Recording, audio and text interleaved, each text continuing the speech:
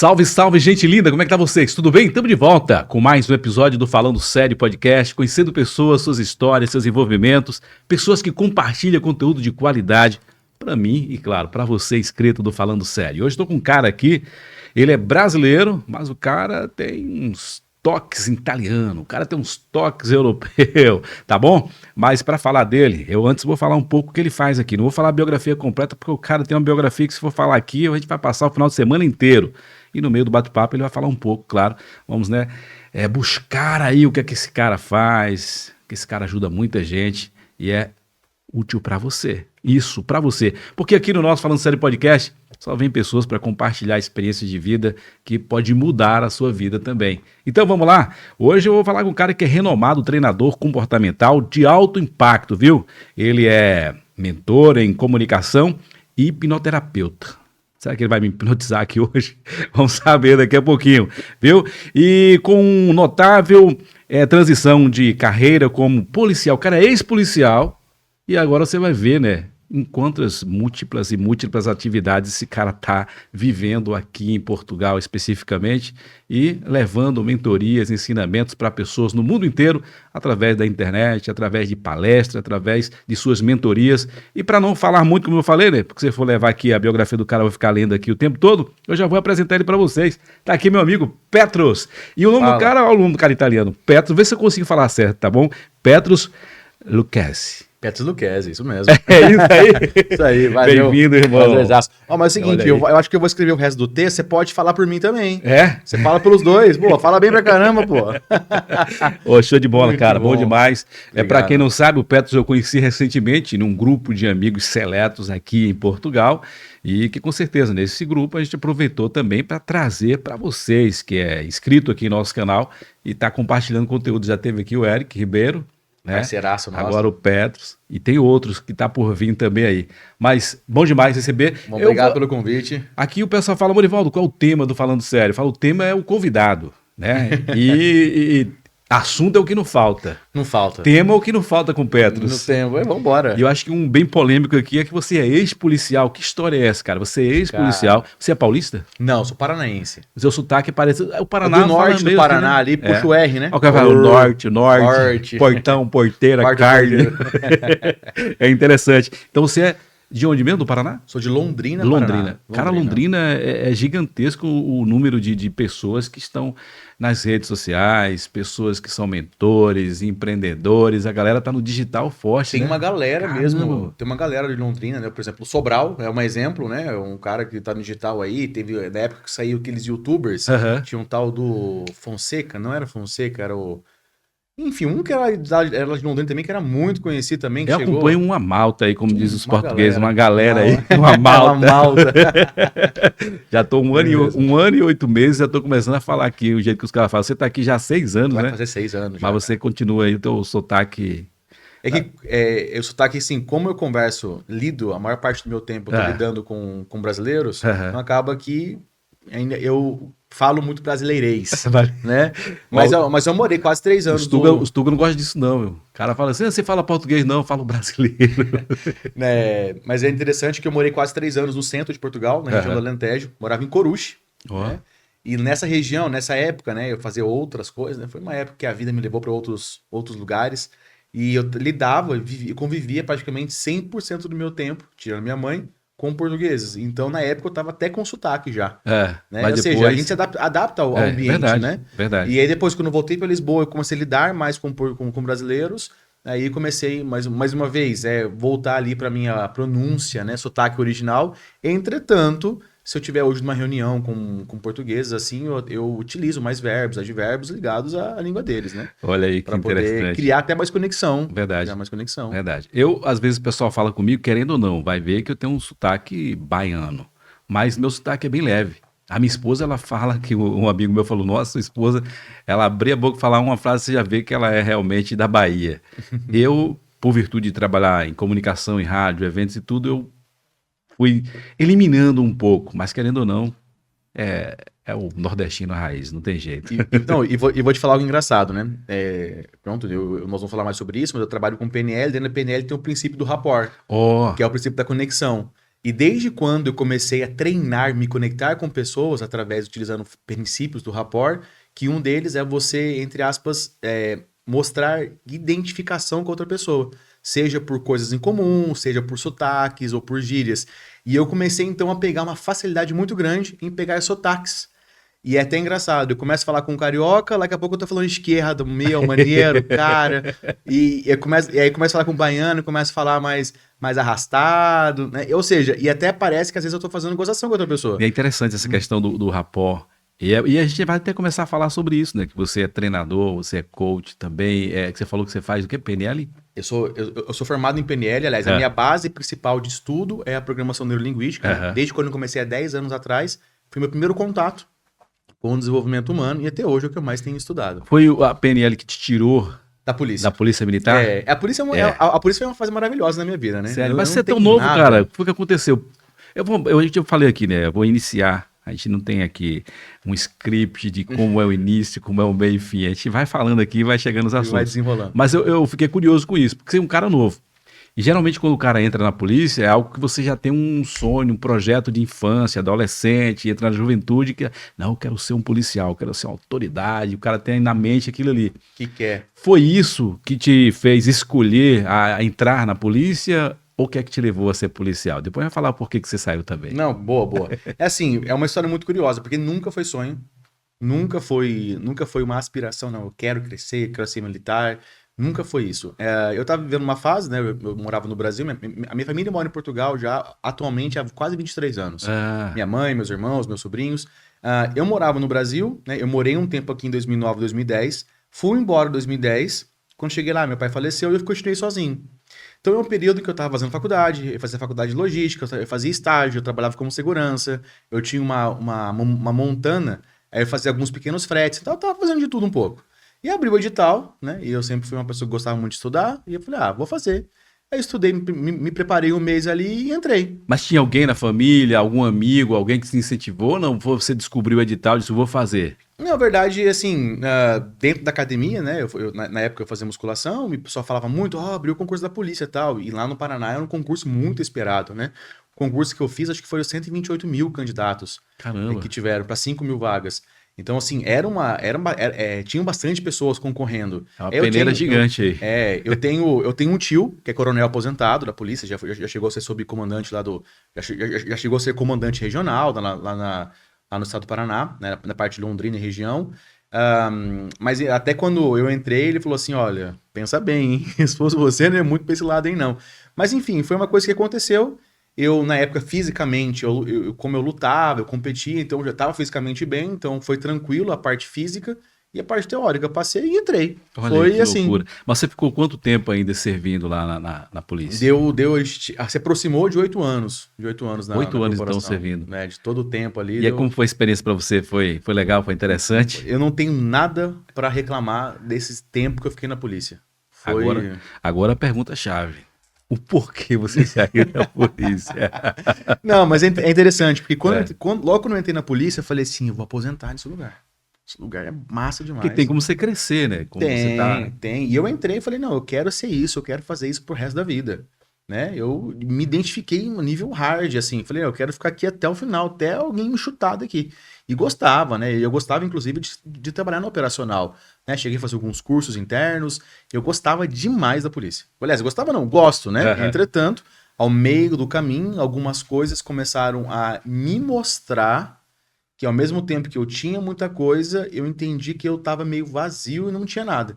Foi exatamente no momento em que eu entrei pro desenvolvimento humano.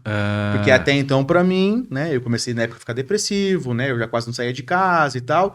E quando alguém falava, procura ajuda, eu falava, aqui procurar ajuda o quê? Isso aí é coisa de quem não tem que fazer, né? Vamos arrumar um trabalho que passa depressão, ansiedade, isso aí é conversa. O pessoal fala assim, isso é frescura, né? É frescura. A pessoa não quer nem aceitar, é o autoaceitação que precisa de ajuda. Então você tava passando por esse processo. Eu tava ali, ué. Não, isso aqui não é nada, tal, não sei o quê. E na época eu falei assim, sabe o que eu sei que eu vou fazer? Vou vender todas as minhas coisas e vou embora para Portugal. Caramba, então foi assim, já pensou então em sair da corporação e vir embora. E o teu projeto principal era vir embora para Portugal. Era vir embora. E aí nesse meio do caminho, né, eu falei, mas antes de ir embora eu vou estudar alguma coisa aqui, eu já era formado em logística. Falei, vou fazer uma pós em alguma coisa aqui. E fui procurar fazer uma pós-graduação de Controladoria e Finanças. Olha. Nada a ver, né? Eu vou pra lá. Pegou uma Isso porque eu já estudei direito, hein? Já estudei direito, hein? Eu fiz um semestre de direito lá. Olha. E aí, direito tudo bem, tá dentro da, né, isso, da ordem. Isso tudo antes da polícia, né? Foi pro direito, aliás, era economia, foi pra psicologia, entrei no direito, fiz um semestre, saí, entrei em logística, terminei logística. Foi mais ou menos essa bagunça toda aí. E acabou que eu nunca cheguei a fazer o curso de Controladoria e Finanças. Nunca cheguei a fazer, porque na época eu descobri, até uma coisa que nós falamos agora há pouco, eu descobri a formação em coaching. E eu, mas que é isso? Formação? Que ano que foi? Você lembra, Petros? Isso foi em 2016. 2016. Eu acho que nessa leva aí de 2015, 2016, que foi realmente uma revolução, né? Ali, né? Então foi assim, aquela questão assim, meu, que é isso? O que é o tal do coaching? E comecei a pesquisar o que é coach, o que é coach, o que é coach, o que é coach. Não encontrava lugar nenhum. Não fazia muito sentido o que era. Uma coisa que parecia meio sem pé, sem cabeça, só que o que me chamou a atenção nem foi nem o coaching em si. Foi uma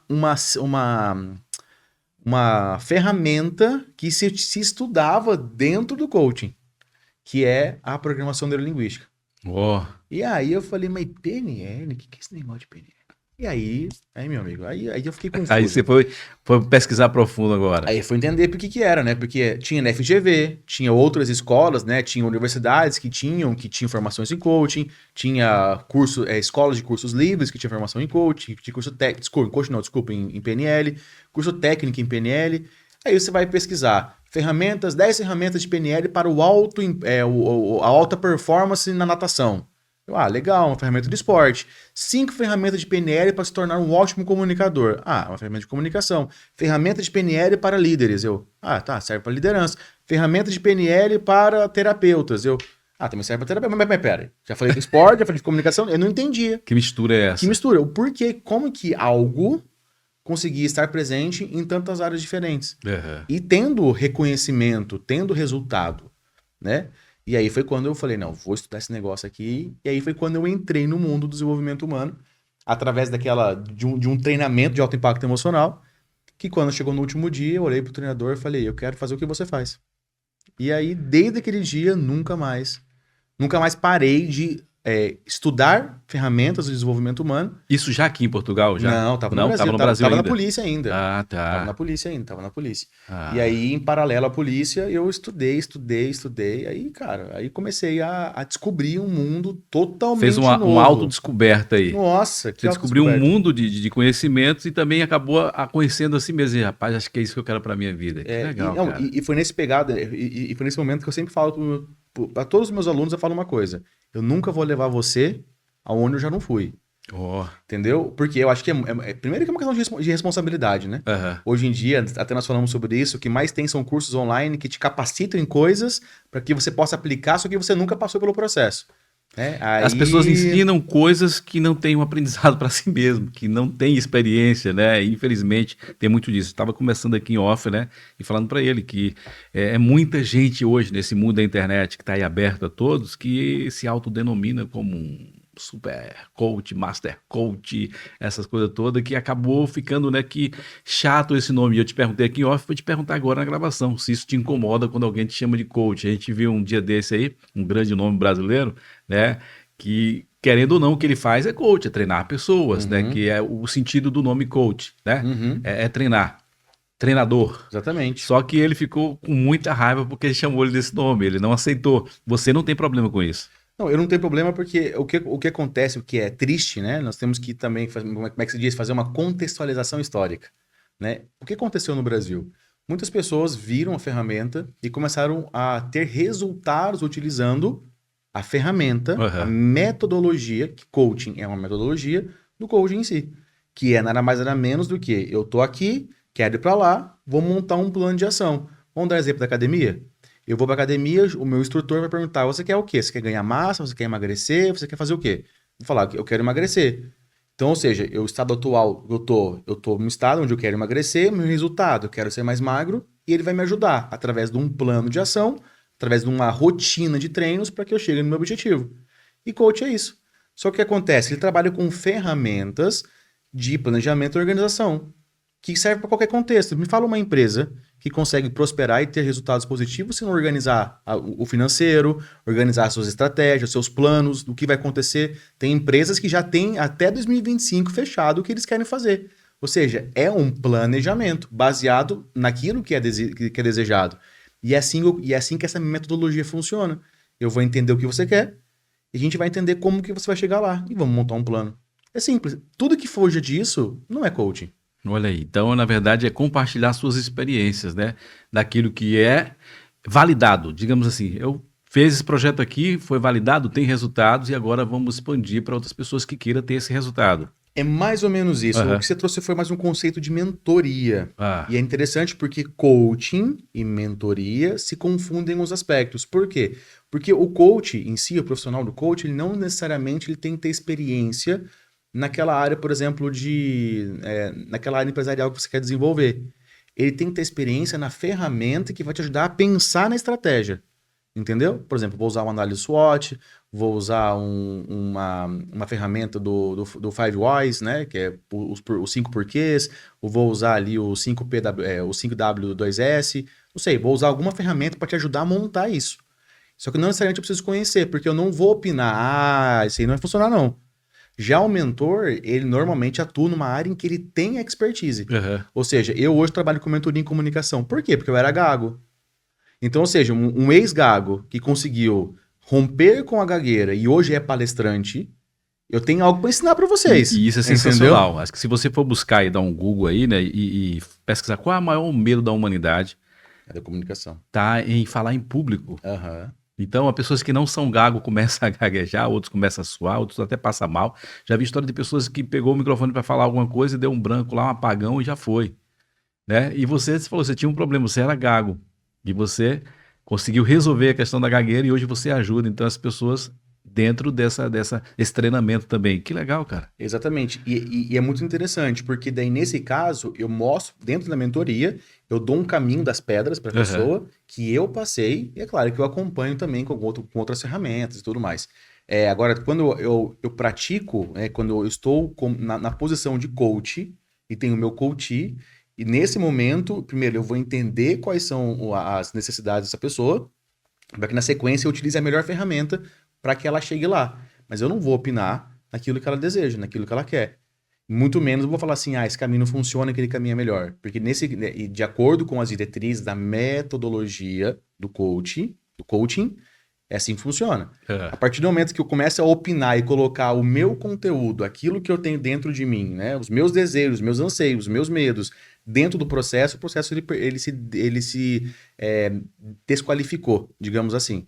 Então é bem interessante, porque até tá falando mais cedo para você. Quando você vai na academia, você vai se pesar, você vai tirar medida, vai entender gordura, vai entender a sua idade, vai entender se você tem restrição de movimento, e aí o instrutor vai montar o melhor plano para você.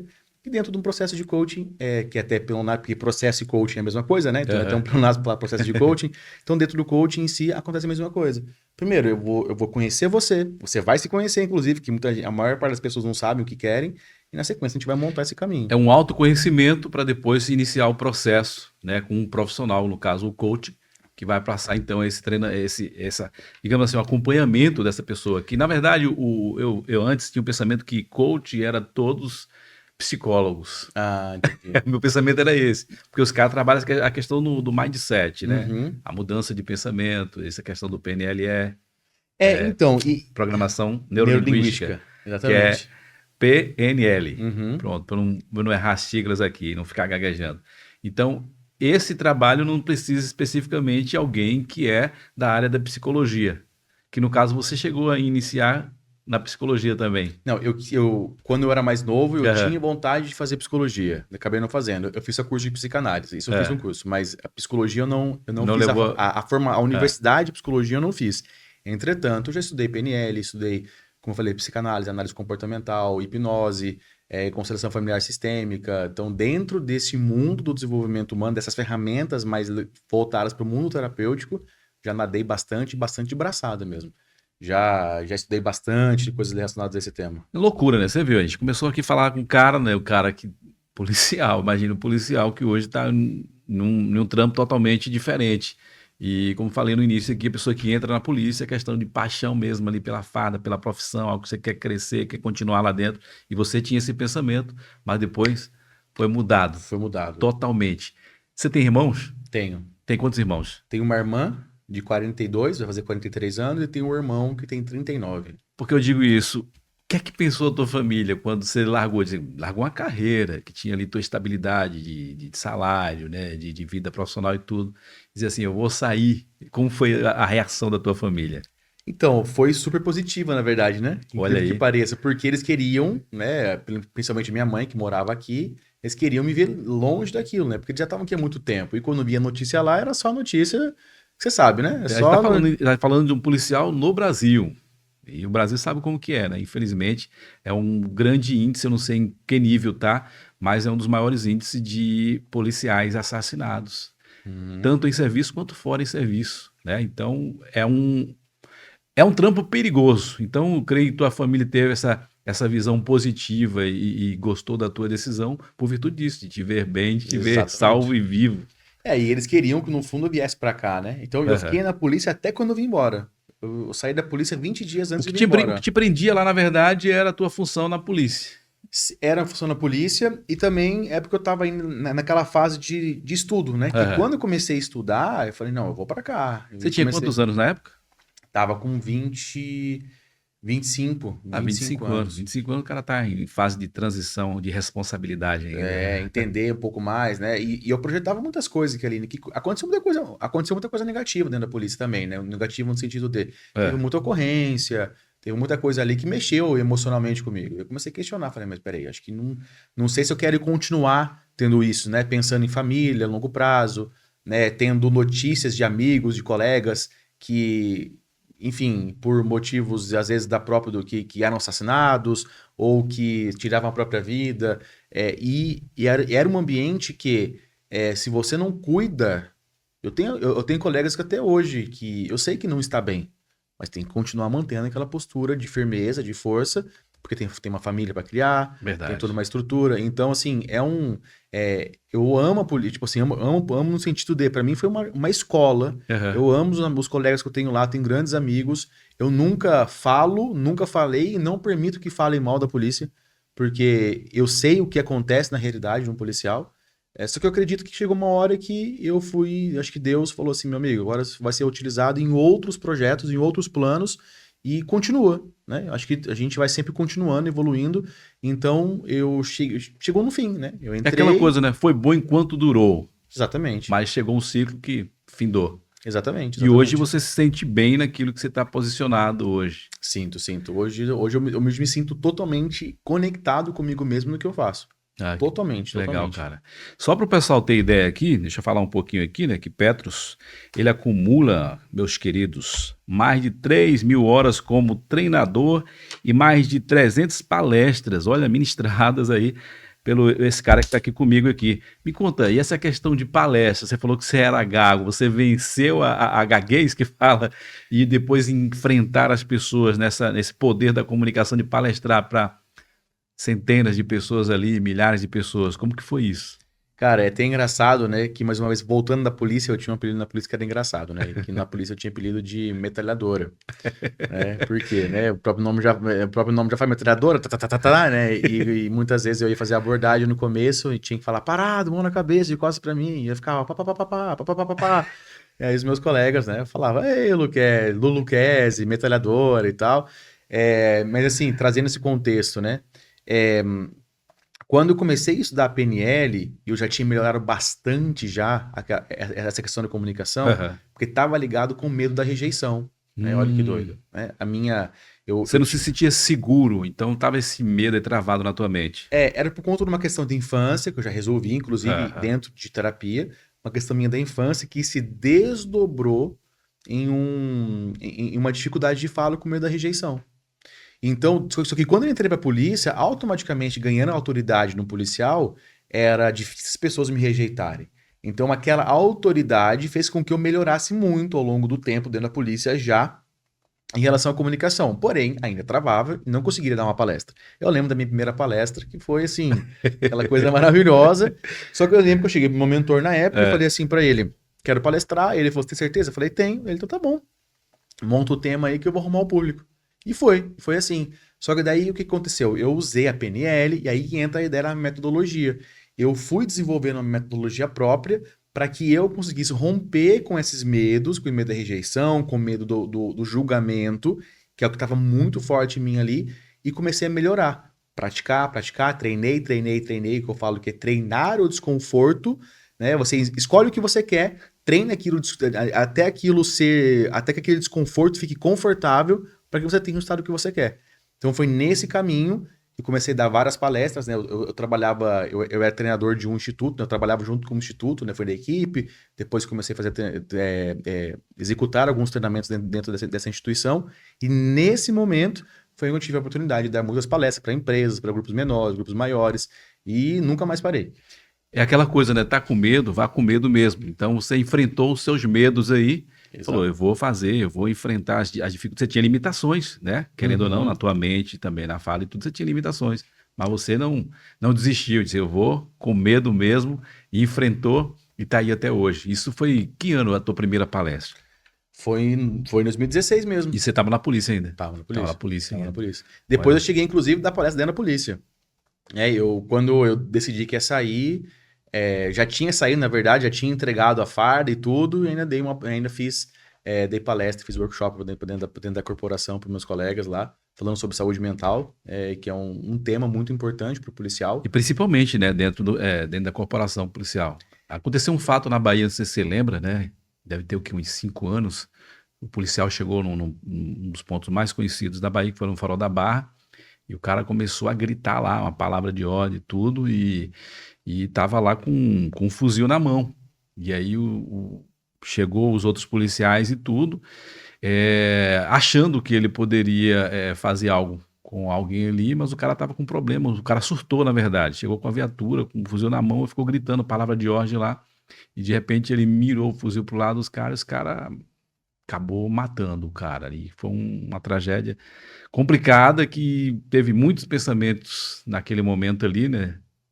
Inclusive de policiais, eu entrevistei policiais lá, e os caras repensaram se valia a pena, porque o cara acabou sendo morto pelos seus próprios amigos, e teve controvérsia naquele posicionamento, naquele momento ali, se era realmente necessário ceifar a vida daquele cara daquela forma ali, que foi praticamente ao vivo, todo mundo tá filmando lá, não sei se você acompanhou isso. Não lembra não lembro. Mas foi um surto, o cara deu e aconteceu isso aí. E tô lembrando isso aqui por virtude que acontece direto, né, e principalmente no Brasil, situações como essa de profissionais entrar em surto, porque por virtude da pressão o tempo todo, né? O cara vive na pressão na rua, o cara tem pressão dentro da corporação, o cara tem a pressão com a família, e não é fácil. E aí depois não tem um apoio do governo em relação a um acompanhamento psicológico, como se fala, às vezes não tem voz, sabe? Não tem voz. E isso aí, cara, isso aí é foda. Que acho que foi um dos motivos desse cara, porque ele estava dando uma palavra de ordem contra, né, de fato, aos líderes, né? Ele não estava aceitando alguma coisa na questão dos líderes, então envolvia situações políticas e tudo, sei que o cara surtou aparentemente, e ele estava, né, ali revoltado tudo, mas até então entenderam como que o cara não estava colocando em risco ali a sociedade e mataram o cara, velho, lá no Farol da Barra, que foi uma tragédia, na verdade. Isso foi triste pra caramba. E o que acontece também é que muitas vezes o policial ele é tratado pior que o bandido, né? Uhum. E aí, cara, é uma inversão de valores muito grande. Aí nós podemos ficar aqui conversando uma semana entrar nessa seara aí, nossa. Porque, cara, eu falo porque eu vivi isso, né? Eu tive parceiros que eu sei que perderam tudo, tiveram que vender tudo, vender casa, tirar a casa da própria família, né? Vender carro, deixar a família numa situação de desconforto, porque tinha que pagar um advogado para se defender de algo que ele não era culpado, e depois deu que ele não era culpado mesmo. Só que até isso acontecer, aí 3, já tem um estrago, 4 anos, um estrago na vida do cara. O cara desestabiliza a família, perde todos os bens, ou seja, é um desafio, cara. É um estrago financeiro, um estrago psicológico, né? Então é complicado. Mas vamos falar um pouco mais aqui de Petros. Vamos falar aqui de Petros, que você teve aqui um reconhecimento, você é reconhecido com o prêmio Gênios da Atualidade pela revista Caras, olha aí. Exatamente. Isso foi já aqui em Portugal que teve esse reconhecimento? Já isso foi o ano passado que eu recebi essa premiação, que foi como mentor de desenvolvimento humano de destaque em Portugal. Isso foi ano passado, foi uma premiação muito, muito top lá no Cassino do Estoril. Que legal, cara. Foi muito top. Isso é sensacional, né? Que você está fazendo aquilo que você gosta e ter sido reconhecido claro, por isso, né? Você não tem dúvida, né? Você não tem dúvida, mas claro que quando vem esses reconhecimentos, aí você vem a clareza de que você está no caminho certo, está fazendo as coisas certas e os resultados acontecendo, não é verdade? Exatamente, exatamente. Eu falo que a melhor certeza que eu tenho, é quando alguém manda uma mensagem falando, cara, você mudou minha vida. Oh, cara, isso aí vale mais do que qualquer outra premiação. Até essa semana eu tava falando com uma mentorada minha e ela falou assim, Petros, tenho que te contar uma coisa, as minhas clientes começaram a perceber a mudança em mim, falando que eu tô uma pessoa mais assim, assim, assim, assim. E eu falei, é isso. É isso. Porque às vezes até mesmo às vezes a pessoa faz uma mentoria comigo, pode ser que, tipo, imagina, fiz uma mentoria com você, você pergunta, ei, você gostou? Fala, gostei, mas naquela de não te deixar triste. Digamos assim, a pessoa leva até pela educação. E até você disse, não, ele respondeu, gostou pela educação. Tal. Mas quando você vê verdades no depoimento assim... Exatamente, quando você vê de outra pessoa... Que você vê como que isso está sendo dissipado e refletindo em outras pessoas, e, cara, aí você fala, não, o caminho é esse mesmo. Olha aí que legal, cara, isso é bom demais. Principalmente, né, eu costumo dizer que a importância de estarmos com as pessoas certas. Eu demorei muito tempo para aprender isso, tá? Demorei muito tempo para entender para quem que eu abri a porta mesmo ali para estar junto comigo. E isso aí, cara, é algo extremamente importante. Domingo eu dei uma formação agora, eu falei sobre isso, inclusive, que em alguns momentos da minha vida, onde eu, quase sempre que eu pedia sinal, né, para Deus, falando assim, eu preciso de um sinal para saber se eu continuo, não continuo, o que eu devo fazer, o que eu faço, o que eu não faço. Deus colocava alguém ali próximo de mim para chegar para mim e falar assim, você não vai parar não, você vai continuar. Semana passada aconteceu algo negativo comigo, então nós falamos sobre isso, né, que foi a questão do crime, do crime cibernético que eu sofri, e eu tinha uma formação, mandei pro pessoal da minha equipe, falei, tô fora, não vou fazer. Não tem emocional para fazer, cara, não vou fazer. Aí, porque você ia acabar comprometendo a equipe. Na verdade, aquilo para mim foi um choque, emocionalmente fiquei abalado. E assim, eu também sou humano, né? Então eu também tenho os dias ruins, os dias bons, como qualquer outras pessoas. E a galera me ligava, falava assim, olha, essa é a sua missão, esse é o seu propósito, e não tem barreira nenhuma que vai segurar você disso. E, como eu disse, a importância de ter do lado da gente quem realmente acredita em você e quem realmente vai te motivar a continuar e não desmotivar. Porque imagina só se eu tô com as pessoas erradas. Eles vão falar assim, pô, Petros, verdade, hein? Vai tirar um dia de férias aí. Vai tirar uma semana de férias. Viagem, vai. Entende o que eu quero dizer? Sei como que é. O que acontece? Eu não teria entregado o que eu fiz no dia 24, desculpa, no domingo, para 24 pessoas. E 24 pessoas tiveram vidas impactadas, novos caminhos, novas possibilidades, porque eu não desisti. E se eu tivesse desistido, não teria acontecido. E mesmo porque se você desistisse, seria hipocrisia de tudo que você construiu durante todo o tempo, né? Eu vi que você colocou uma frase aqui que ela tem um potencial gigantesco. Vou estar passando para o pessoal aqui, ó. Que você tem como filosofia de que o sucesso do fracasso é quando começamos a duvidar das nossas capacidades. Isso é forte, isso aqui, cara. Essa frase aí, cara, eu escrevi essa frase quando eu vim para Portugal. E foi num pico em que eu entrei. E quando eu vim para cá, eu vim em parceria com uma grande instituição. Eu vim para abrir uma filial deles aqui. Só que 3 meses depois que eu estava aqui, descobri que eu tinha caído num grande golpe, na verdade, né? A coisa nem recordar tudo, aqui. Nem tudo o que reluz é ouro, né? Como dizia a minha avó. Né? Eu falo que os avós, né? Nossos, é uma sabedoria pura. Sabedoria gigantesca. Minha nona faleceu com 93 anos, baixinha, magrinha, cabelinho branquinho. Ela era mineira, minha avó. Eu creio que deixou um grande legado para a família e você compartilhando, com certeza você aprendeu, teve um aprendizado muito gigante com ela. Com certeza. E aí, cara, o que aconteceu nessa época? Eu vim para cá, de repente fiquei sem nada, né? Fiquei sem trabalho, fiquei ilegal, fiquei sem dinheiro, voltei a morar com a minha mãe, morava lá no centro de Portugal, numa cidadezinha chamada Azervadinha, quintal de terra, uma coisa para mim, uma experiência nova, né? Desde quando eu fui criança, que meu quintal tinha terra. Simplicidade. Eu voltei a morar num lugar que eu nunca imaginei que, tô em Portugal, depois de tudo que eu passei, tudo que eu vivi. De repente, tô de novo aqui num lugar onde eu não tenho dinheiro pra tomar um café. Sabe, aquela questão doida? E comecei a viver esse momento. E, cara, não consegui arrumar emprego, né? E eu fui adoecendo.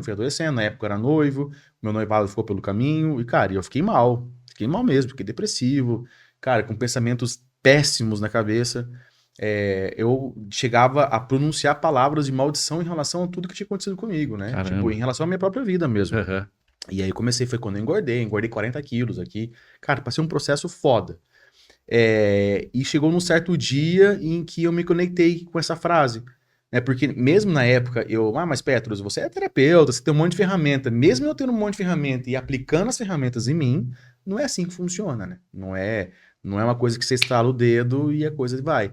Procurei ajuda na época, tudo, e aconteceu uma cena com a minha mãe ali na época, né, em que minha mãe passou mal, foi pro hospital, e eu fiquei com muito medo de perder a minha mãe, do mesmo jeito que meu pai foi o seguinte, a gente se despediu, ele dormiu, eu acordei, ele estava morto na cama. Nossa. Né? Então essa foi a despedida do meu pai. Caramba, de repente assim...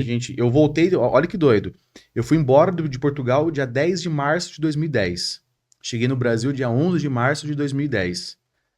Dia 13 pro dia 14 de março de 2010, fizemos um churrasco em casa com os meus amigos, né? Dia 14, de madrugada, né? 5 e pouco da manhã, levamos a galera embora. Fomos dormir, era 5 e pouco da manhã. 7h30 da manhã, eu acordei e tinha falecido. Caramba, velho. Então foi... repentino, assim. 3 dias depois que eu voltei, loucura. Ele faleceu. E quando aconteceu com a minha mãe, né, tem até uma ferramenta do coaching que ele nos traz a ideia de que quais que são os 10 motivos pelos quais vale a pena você querer viver. E eu não consegui encontrar nessa época. Eu tava mal, eu não conseguia nada fazer sentido. Você não achava um nas 10? Não achava nada, nenhum motivo. E quando aconteceu isso com a minha mãe, deu estalo. Eu falei, já identifiquei um. Aí veio 2, 3, 4, 5, 6, 7. Aí veio quando eu escrevi essa frase. Então essa frase ela tem um impacto muito grande, porque eu só estava passando o fracasso, né, naquele momento, só estava tendo sucesso, porque eu tinha esquecido de quem eu era. E daquilo que eu já era capaz de fazer e gerar de transformação e impacto no mundo. Então, quando eu me reconectei com aquilo, cara, aí eu voltei. E aí eu voltei, comecei de novo a fazer o caminho. É claro que a gente volta de novo a engatinhar, volta a caminhar. Mas, portanto, é um recomeço total. É um recomeço. Uhum. É um recomeço, porém, trazendo com você todos os aprendizados que você também. teve. Toda a bagagem. Toda a bagagem. Então, essa frase, ela realmente me norteia. E foi engraçado você falar sobre ela, porque realmente eu tenho ela num quadro. E no dia que as coisas estavam acontecendo, eu estava mal, eu lembro que eu estava na cama, eu olhei e vi o quadro assim, eu olhei e falei, putz, e aí?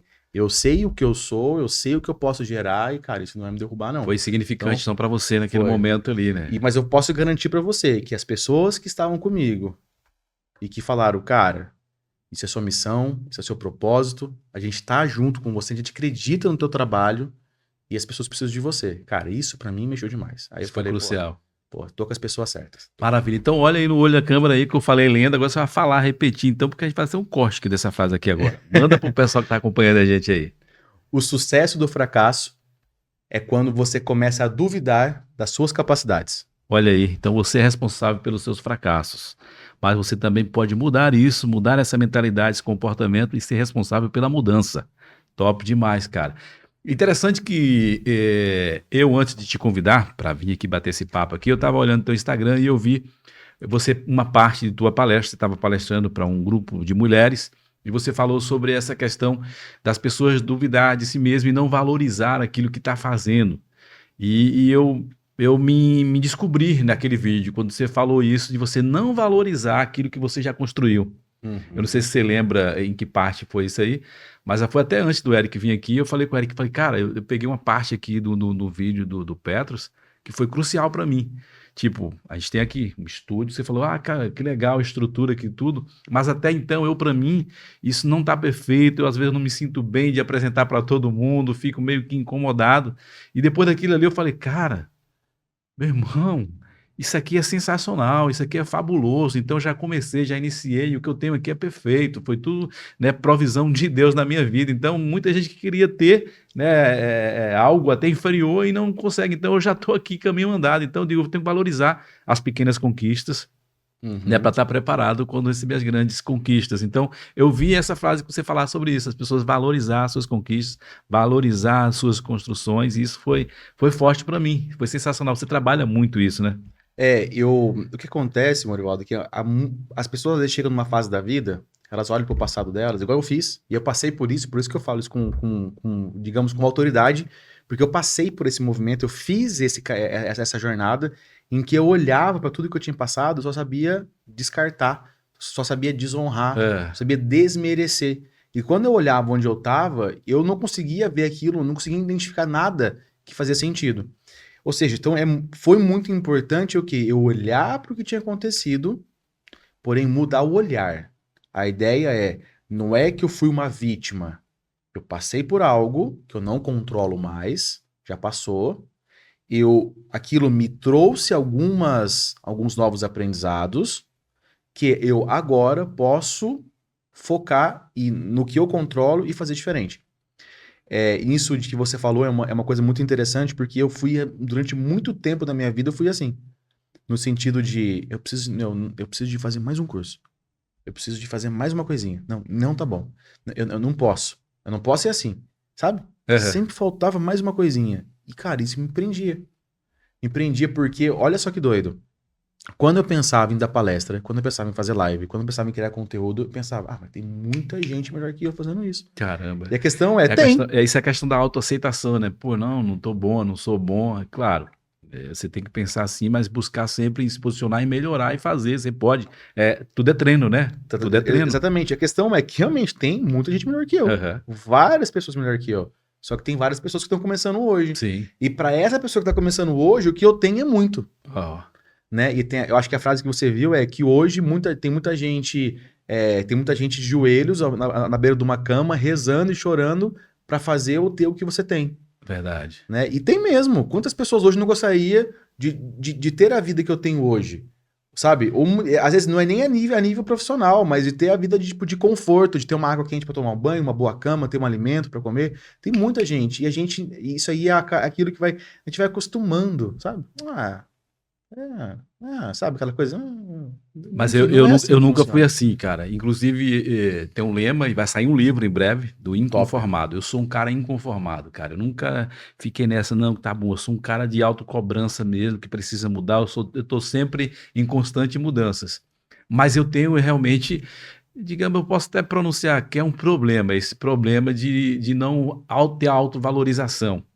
Porque se for olhar para o contexto da minha história, eu fui um cara que vim do nada, fui criado sem pai, sem mãe presente, né? Fui criado pelos avós. Minha avó faleceu, eu tinha 11 anos, fiquei com meu avô, teve rejeição, teve abandono, teve uma situação louca, mas eu nunca fiquei de vítima. Eu sempre me levantei, sempre busquei, sempre fui estar fazendo inovações e estou aqui até 43 anos hoje e a minha vida é constante mudança. Então eu sou um cara inconformado sempre, em todos os sentidos. Mas nessa situação aí, realmente, e o Eric, ele veio aqui, ele me despertou, falou, Morivaldo, você tem um problema, você quer sempre buscando a aprovação por virtude dessa rejeição no passado. Eu falei, não, mas eu estou preocupado em estar demonstrando nada para ninguém. Ele falou, você acabou de me falar que você fica preocupado em mostrar e apresentar o seu estúdio para alguém. E pegou. E aí me pegou, cara, me deixou sem palavras. Eu falei, caramba, velho, é verdade. Então, querendo ou não, a gente sempre quer estar provando alguma coisa para alguém. Sim. E para quem passou essa situação de rejeição, principalmente, é pior ainda. Eu costumo dizer que nós temos 3 principais medos que regem o nosso comportamento e que vão nos limitar na vida. Primeiro, que é o universal, o medo da rejeição, medo do fracasso e o medo do julgamento. Por trás dos nossos comportamentos sempre vai ter um limitante, sempre vai ter um medozinho desse. Por mais que você diga assim, foda-se o pensamento dos outros, mas isso é uma mentira para si mesmo. Querendo ou não, no fundo, você tem medo do julgamento dos outros. Isso é uma realidade. Inclusive tem um livro incrível, A Coragem de Ser Imperfeito, da Brené Brown. Uma leitura incrível que fala sobre a aceitação das imperfeições. Não é questão de falar assim, eu sou imperfeito, beleza, vamos comemorar. Não é isso. Mas é muitas vezes reconhecer que essa imperfeição existe, né? E não querer ficar todo o tempo com uma armadura mostrando que você é um super-herói. Né? Você pode sim ser super-herói, mas até os super-heróis têm cicatrizes. Tem limitações. Né? Tem limitações. Exatamente. E você trabalha isso, então, nas tuas palestras, nas tuas mentorias, porque você também trabalha com, digamos, acho que é psicologia sistêmica. Está englobado nesse projeto? Então, atualmente, hoje, eu trabalho muito... Tudo que eu faço, ele é permeado por um veio, que é o veio do eu curar a minha voz interior e só depois que eu curo a minha voz interior que eu consigo potencializar a minha voz exterior e consigo levá-la para o mundo.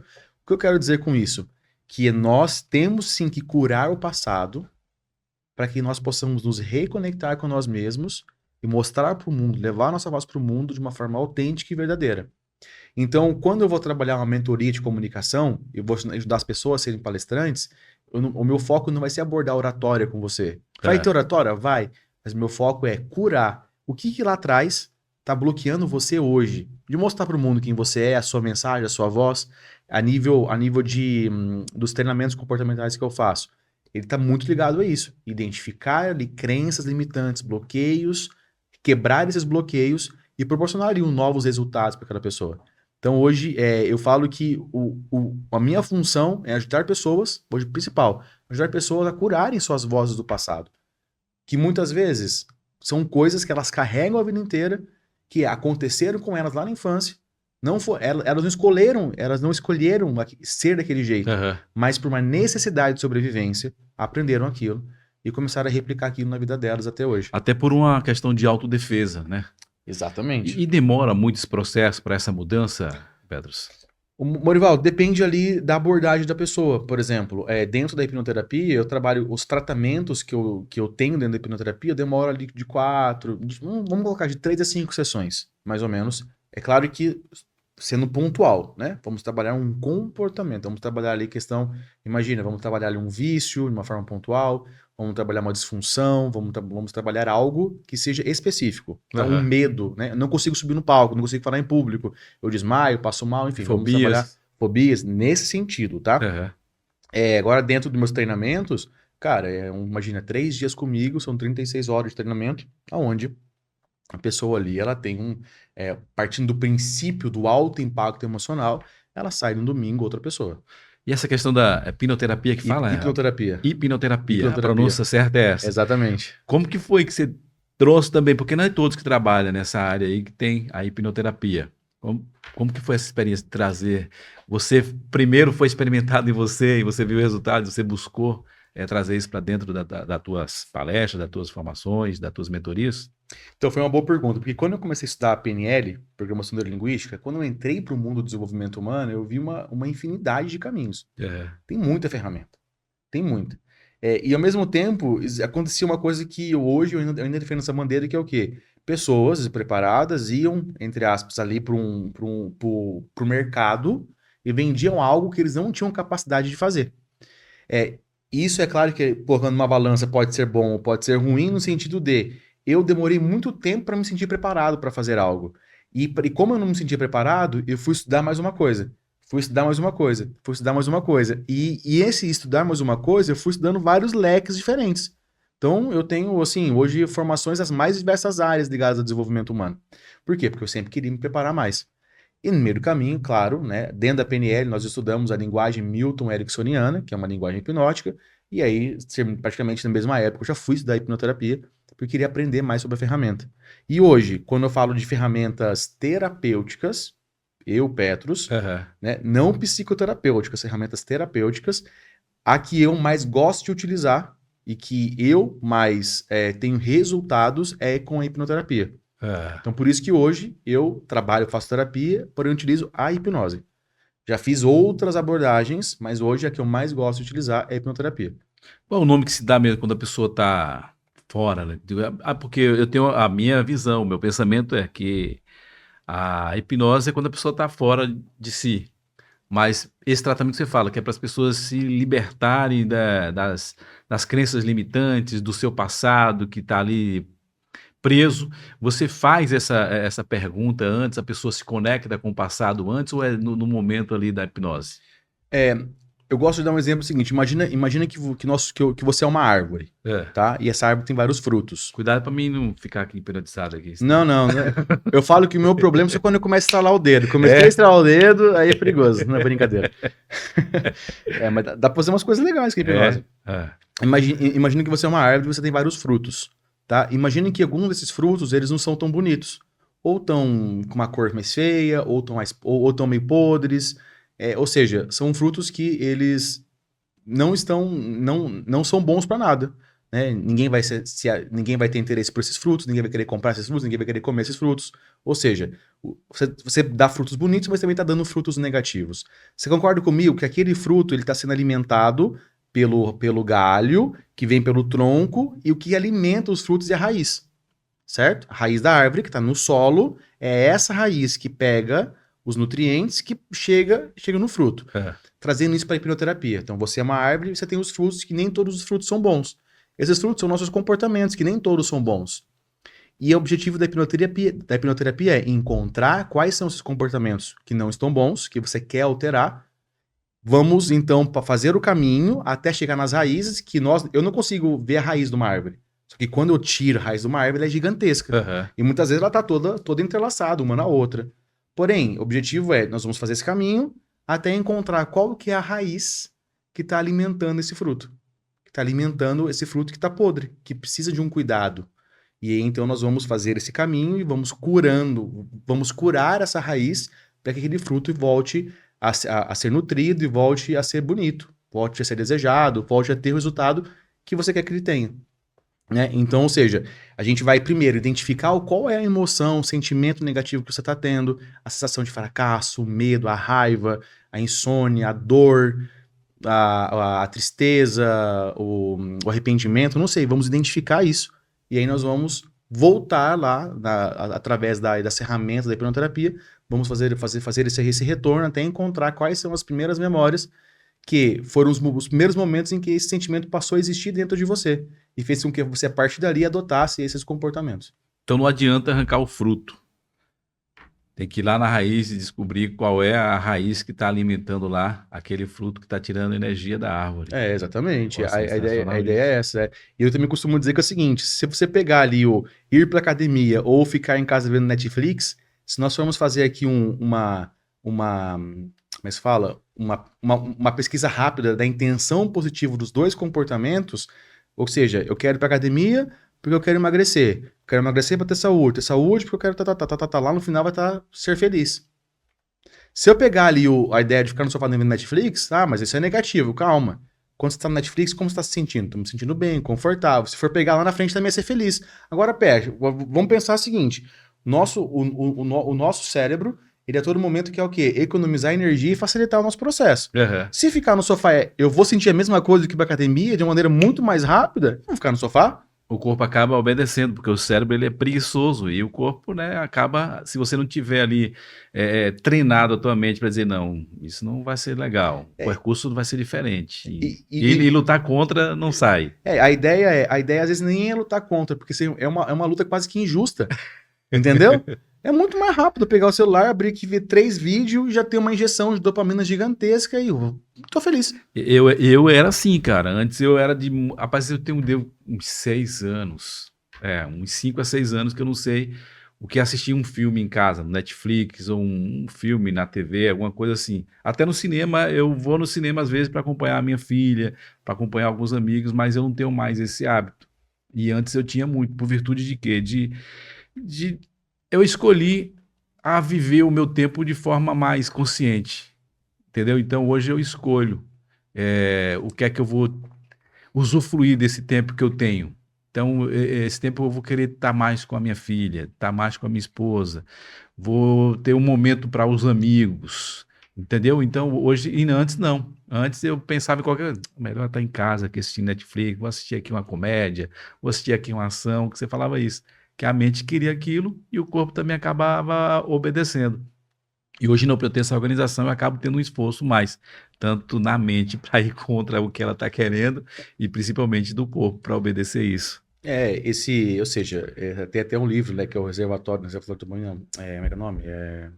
Já vou lembrar o nome do livro.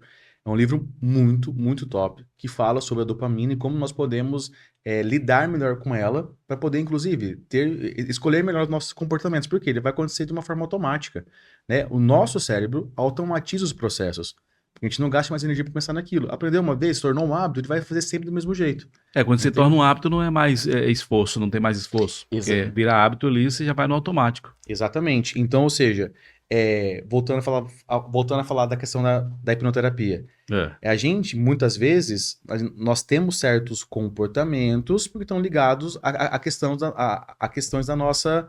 a memórias do passado que faz com que a gente tenha esses comportamentos. Então, quando a gente faz o quê? Quando a gente muda e altera e ressignifica essas memórias, automaticamente nós começamos a ter novos comportamentos. Ou seja, entra uma informação, é igual programação de computador. Entra uma informação, eu processo essa informação e ela me dá um resultado. Entra uma informação, eu processo essa informação e ela me dá um resultado. Então, ou seja, eu vou palestrar, eu subo no palco, eu tenho informação entrando. Processa aquela informação e vai me dar um resultado. Esse resultado pode ser qualquer um ligado àquele processo interno, porque a nossa referência é sempre as memórias. A única verdade que você tem sobre a vida é aquilo que você viveu. É o que está dentro de você, não tem outra verdade. O que você não viveu é algo desconhecido, né? Você então, não teve lá, não tem como você falar. Por isso que a gente fala, né, que dentro da PNL que mapa é mapa, não é território. Ou seja, mapa, ou seja, aquilo que eu vivi na minha vida é diferente do que você viveu na sua vida. Então o território pode ser o mesmo para nós. A sala é a mesma para nós, só que a sua percepção na sala vai ser uma e a minha vai ser outra. E não tem como eu querer colocar a minha verdade sobre a sua e a sua sobre a minha, porque a minha verdade está baseada naquilo que eu tenho de registro dentro de mim, que são as minhas memórias. Automaticamente, o meu comportamento está sendo baseado nas minhas memórias. Sensacional, cara. Tá aí, ó. Que aula, hein? Dentro do treinamento, que nome que se dá isso aí? Isso é o quê? Eu tenho hoje alguns treinamentos, né? Os meus dois principais é o Destrave e Comunique, que não tem a ver com comunicação oratória, mas tem a ver com aquela frase que eu falei, que quando eu curei a minha voz interior, eu potencializei a minha voz exterior e levei ela para o mundo. Ou seja, é curar, sabe aquela vozinha do fala, você não vai conseguir, não vai dar certo, ou então estão te sacaneando, sabe? Ou então, tipo, você não é capaz, você não é bom o suficiente, você não merece. É curar essa voz para que eu possa levar para o mundo a minha verdade, possa levar para o mundo a minha forma autêntica de ser, levar meu trabalho. Muitas vezes, muitas pessoas que são incríveis, fazem trabalhos incríveis e não levam para o mundo porque tem medo e vergonha. Cara, eu vi hoje um vídeo, vou ter que compartilhar isso, que na hora que eu vi, fiquei arrepiado, cara. Fala pra gente aí. Era um pastor, tava falando com umas crianças de uma escola, e ele falou assim, você sabe qual é o lugar onde tem mais riqueza do mundo? Cemitério. É o cemitério, cara. Cara, isso aí me arrepiou. É o cemitério. Aí na hora eu fiz, Ele falou, lá o que mais tem lá são talentos mortos, pessoas que poderiam ter escrito livros e não escreveram, poderiam ter criado músicas, que poderiam ter sido líderes e não foram, poderiam ter tido empresas e não foram. Por quê? Porque tiveram medo, se sentiram inseguros, porque a vida muitas vezes provou eles e eles não conseguiram passar pelaquela prova. Foi enterrado junto com ele. E foi enterrado junto com ele. Eu já presenciei um vídeo como esse. Quando você falou, eu lembrei logo. Falei, cara, deve ser esse. Quando eu assisti isso aí, foi muito impactante também. E isso tem me destravado bastante quando eu penso nisso. Falo, cara, talvez eu pense assim, não, a minha vida é muito limitada. Mas se eu olhar, né, até um giro de 360 graus, a gente vai ver que muita gente, que é aquilo que você falou anterior, que está querendo estar na posição que eu estou. E precisa dessa ajuda, precisa que eu compartilhe para que eles possam também destravar e passar de mim, não tem problema nenhum. Exatamente. Né? Aí não sei se a gente está falando aqui no início do programa ou foi em off, que você falou que um cara que você treinou, que depois o cara passou a ser também... Você foi mentor dele, depois ele passou... você foi mentorado dele. Cara, e eu acho incrível isso quando isso acontece. Porque é um sinal de que, tipo assim, não existe, tipo, eu sou o melhor ou pior. É que tá todo mundo pronto para evoluir. E sempre, o que você tem para ensinar para o mundo, eu não tenho para ensinar para o mundo. Então, às vezes, pode ser que hoje, talvez você esteja numa posição de ser um mentorado. Mas pode ser que amanhã eu me torne o seu mentorado. E tá tudo bem. E isso é interessante, sabe? Eu tenho uma frase que eu tenho falado muito esse ano, que é: honre o teu passado, respeite o teu processo. Em que sentido? Honrar aquilo que você viveu até hoje e respeitar o resultado que você está tendo, o processo que você está passando. Porque o seu processo pode ser mais rápido, pode ser mais devagar. O meu pode ser mais rápido e pode ser mais devagar. Você sabe o que muda entre o meu processo e o seu processo? Que o meu processo é o meu processo, o seu é o seu. E a velocidade que ele vai andar é baseado no esforço e na energia que eu estou colocando nele. Né? Eu adoro uma frase do John Lennon que fala assim, eu copiei Elvis Presley a vida inteira e me tornei o John Lennon. Olha que doido. Olha. Ele copiou quem ele queria, quem ele se inspirava. Mas ele não ficou igual. Ele não ficou igual. Por quê? Não fica. Nós somos diferentes. E é que eu Verdade. costumo dizer. Ah, tem muita gente que faz o que eu faço. Não tem muita gente que faz o que você faz. Fazem coisas parecidas, mas o que você faz, do jeito que você faz é diferente. É verdade. Até, vamos falar aqui, vamos para culinária. Aí o cara vai lá, tem uma aula de culinária e pega lá os mesmos ingredientes e passa para o outro fazer. Vai fazer com os mesmos ingredientes, as mesmas medidas, tudo, mas com certeza vai ter um gostinho diferente. Nunca fica igual. Não fica Não igual. fica. Isso é sensacional. Mudou o cozinheiro do restaurante, muda o restaurante. Muda tudo. Verdade. Cara, tem até um negócio que eu acho muito legal, né? Que eu falo, eu uso muito isso nas palestras. Eu pergunto assim: você conhece o Mark Zuckerberg? Conhece? Sim, sim. Você conhece, né? O cara do Meta. Pô, você conhece o Bill Gates? Sim, Você conhece o Elon Musk? sim. Você conhece o José Fernando Silva? Esse não. Sabe por que você não conhece ele? Sabe por quê? Porque ele desistiu. Olha aí. Olha Eu só. acho que eu vi você falando nesse vídeo lá também, é verdade. eu falo numa palestra. Ou seja, isso é doido. Porque, olha que interessante. Ah, mas quer dizer que se eu não desistir, eu vou me tornar um deles? Não. Você vai se tornar você. Só que você vai conseguir ter sucesso, vai conseguir ser próspero dentro daquilo que para você faz sentido. O que a gente não pode fazer é desistir. Então, cara, é isso que eu lido o dia a dia, e eu até brinco, né? Eu falo que há uns anos atrás eu falava para Deus assim: meu, eu quero mais, quero crescer, eu quero subir, eu quero poder impactar mais pessoas e tal. Aí, acho que todas as vezes que eu peço mais para Deus, ele fala: eu vou te dar. Mas antes, você vai ter que passar pelo processo. E aí tá o segredo, né? Que as pessoas querem chegar à posição que você tá. Claro que você tem pessoas que você olha, pô, quero chegar na posição daquele cara ali, quero estar indo nesse sentido aí. Mas muitos não querem passar o processo que o cara passou, e muitos nem conhecem, é desconhecido o processo. Muita gente olha pra você, pô, Petro, esse cara é legal, dando entrevista falando da história dele aí, pô, quero chegar nesse nível aí, mas não conhece o processo que você, para chegar até aqui, você passou. Exatamente. E aí eu falo que Deus, ele te dá o que você quer. Uhum. Só que ele não te dá daquilo de um presente embrulhado. Ele te dá todos os meses para que você conquiste aquilo. Né? Então, hoje para mim faz sentido isso. É claro que uns anos atrás, se você falasse para mim, eu falava, vai catar coquinho, né? Para não falar outra coisa. Mas hoje eu entendo. Eu entendo que foi extremamente importante. Eu brinco, né? Eu falo que antigamente eu trabalhava muito com casal. Eu fazia muito terapia em casal. E adorava terapia em casal, né? Porque eu tenho esse meu jeito, assim, mais sério, mas ao mesmo tempo mais descontraído, mais extrovertido, de fazer brincadeira, mas eu não tenho dificuldade de olhar para a cara da pessoa e falar: olha, tá acontecendo isso, e é por esses motivos. Não tem nenhuma dificuldade de fazer isso. E eu lembro que às vezes, olha só que doido que eu vou te falar, e às vezes eu passava ali por momentos onde um ou outro estava sofrendo por amor. E eu chegava e pensava: meu, já você viu? Terminou o relacionamento sofrendo por amor. Para com esse negócio, porque eu nunca tinha passado pelo processo. Olha que doido.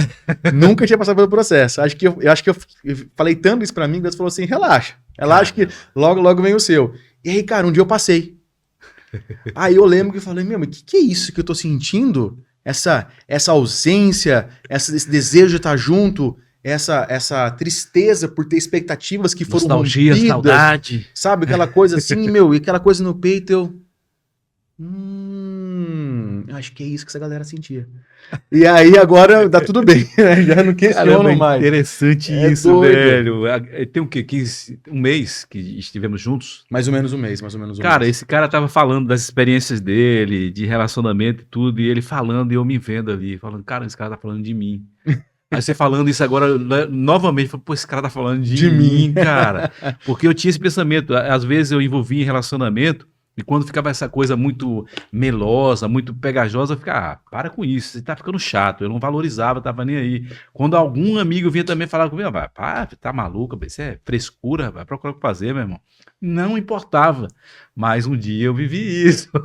E eu falei: caramba, velho, como esse negócio é dolorido mesmo, como esse negócio é difícil, um processo complicado. Então eu vim entender, né, esse sentimento que até então eu não tinha.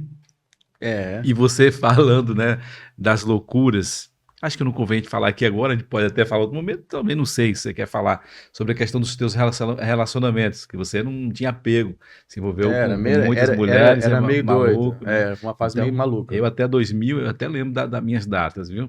Até o dia 31 de setembro de 2007, era um Morivaldo. depois desse dia 31, depois do dia 1º de outubro, até hoje é uma nova história. Então, esse Morival do dia 31 de setembro de 2007 para trás, você estava falando da vida dele toda lá. Toda. E eu só observando, você falando perto, falei, pô, esse cara tá falando de mim, velho. De mim, velho. Que loucura que eu vivia. Era uma coisa muito louca. E hoje você vem e cita novamente mais um comportamento que eu achava desnecessário. O cara ia falar comigo, isso é frescura, pá, procura fazer, meu irmão. Parte para outra, meu irmão. Vira a página do livro, é dessa forma, na simplicidade. Porque então, eu não tinha passado o processo. Exatamente. Eu não sabia a carga e a dor que aquela pessoa ali estava passando. Mas um dia eu passei. Cara, é muito interessante, né? Eu tenho um paciente meu que um dia ele me ligou, né? Ele falou, cara, tem que conversar porque eu não tô me sentindo bem. Eu falei, tá, relaxa, né? Para o carro, tá em segurança, então tá bom, me fala o que você tá sentindo. Ele começou a falar que ele tava sentindo, né?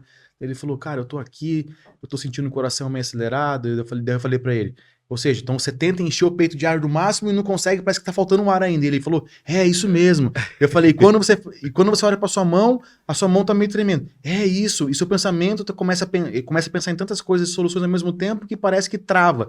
Ele falou, como é que você sabe? Eu falei que você tá com... Eu falei, porque eu já passei por isso.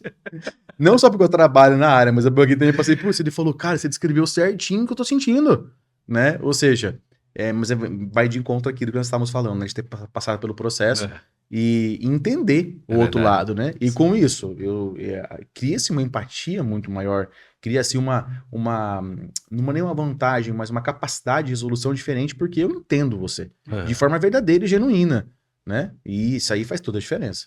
Sensacional.